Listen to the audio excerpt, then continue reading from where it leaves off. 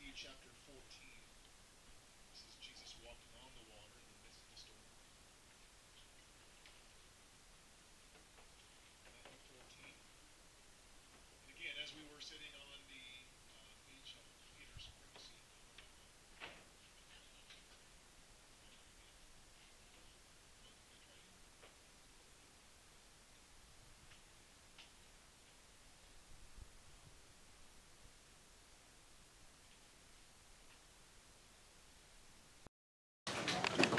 Both. All right. As we were sitting on the beach over at Peter's primacy, and just kind of told you to kind of take it in, that's what I want you to do here. As best you can. I know we're in a modern boat. There were no engines in the days of Jesus. Didn't know if you knew that or not. But as best you can, try to eliminate the distractions and focus on the scripture, focus on the sea, and then how this is going to relate to your own life. But in Matthew 14, the disciples were about to encounter Jesus on the water, literally. They had just got done watching him feed the 5,000 with just 5 loaves of bread and a few fish, not counting women and children. They had 12 baskets of leftovers, we're told, right? Many of the baskets may have been still in the boat. They just left the feeding. They had 12 baskets of leftovers, so maybe they took a basket or 2 with them. I would think they would. We never think about that. But they probably had leftovers of the miracle they just experienced in the boat with them. Where else would the leftovers be? Then Matthew 14, starting in verse 22. Immediately after this, so the feeding of the 5,000, immediately after, Jesus insisted that his disciples get back into the boat and cross to the other side of the lake, while he sent the people home. After sending them home, he went up into the hills by himself to pray. Night fell while he was there alone. Meanwhile, the disciples were in trouble, far away from land, for a strong wind had risen, and they were fighting heavy waves. About 3 o'clock in the morning, Jesus came toward them, walking on the water. Mark's gospel says he intended to pass them by, which is kind of funny. It's like, I don't know what he's going to do, like just walk on by, like, peace, hope you make it. But it says he intended to pass them by. We'll actually get to that here in a second. When the disciples saw him walking on the water, they were terrified. In their fear, they cried out, "It's a ghost!" But Jesus spoke to them at once. "Don't be afraid," he said. "Take courage. I am here." Then Peter called to him, "Lord, if it's really you, tell me to come to you walking on the water." "Yes, come," Jesus said. So Peter, imagine this, you're out here now. So Peter went over the side of the boat and walked on the water toward Jesus. But when he saw the strong wind and the waves, he was terrified and began to sink. "Save me, Lord," he shouted. Jesus immediately reached out and grabbed him. "You have so little faith," Jesus said. "Why did you doubt me?" When they climbed back into the boat, the wind stopped. Then the disciples worshipped him. "You really are the Son of God," they exclaimed. So what does Jesus want to do in our storms? This is a beautiful day today, by the way. Compared to yesterday, this is like night and day difference. We've been blessed with beautiful, calm seas today. But what does Jesus want to do in our storms? Well, there's 3 things from this story that I think stand out to me. And yes, they do all start with the same letter. The first one is this. He wants to show us himself. He wants to show us himself. What's our 2 words for today? Only Jesus. When it says that he intended to pass them by in the Gospel of Mark, it doesn't mean he wanted to leave them there. It means he wanted them to see him walking on the water. He wanted them to see him. He wanted to show himself, to reveal who he was, that he was God over the water. Not just God among them, but God over them and the sea. In the ESV Study Bible, it says this about that term, pass them by. He meant to pass by them not so they would fail to see them, but so they would see him, walking on the water, thus giving visible evidence of his deity.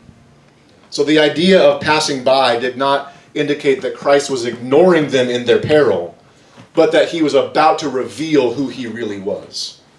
So what does Jesus want to do in the storms of life? He wants to show us himself. He wants to pass by. To say, I am God over the storm, not just God even in the storm. So the second thing I see here is this. He wants to steady our hearts. Just to show us himself, but also steady our hearts. Jesus said to the disciples, don't be afraid, I am here. Or literally, don't be afraid, take courage, the I am is here. I went and checked just before we started to make sure, but in my Bible there's a footnote on that verse 27 where it says, take courage, I am here. The footnote, it says this, Greek reads, I am. See Exodus 3:14, which is where God said to Moses, tell them I am has sent you. I am who I am. And Jesus, when he said take courage, said don't be afraid, I am is here. God is now among you. So he wants to steady our hearts. And here the disciples were terrified in the middle of a storm somewhere on this sea. They were in a hopeless and a helpless situation. And Jesus comes to them walking on the water. And notice, he didn't say, take courage, I'll make the wind stop. He would, but he didn't say that. He didn't say, take courage, I'll never let anything bad happen to you. Because that would be a lie. He told them that there are troubles coming. And they experienced, every one of those disciples, great trouble in life. He said, take courage, the I am is here. God is with you. What are our two words for today? Only Jesus. It's like I almost planned this or something. What Jesus said actually reminds me of Isaiah 41:10, one of my favorite verses in all of Scripture. Don't be afraid, for I am with you. Don't be discouraged, for I am your God. I will strengthen you and help you. I will hold you up with my victorious right hand. What's Jesus want to do in our storms? He wants to show us himself. Steady our hearts. I am with you. And then number 3, strengthen our steps. Peter said to Jesus, tell me to come to you. And Jesus said, yes, come. So Peter stepped out of the boat and walks toward Jesus. It doesn't really matter how far he got. He's the only other person in history to walk on water. We often focus on Peter sinking, and he did. But he walked before he sunk. He walked on water. And he could have stayed on the water as long as he wanted to. The problem was he got distracted by the wind and the waves. He took his eyes off Jesus. It says he saw the strong wind and waves and began to sink. But even in that moment, when he began to sink, Jesus did not let him drown.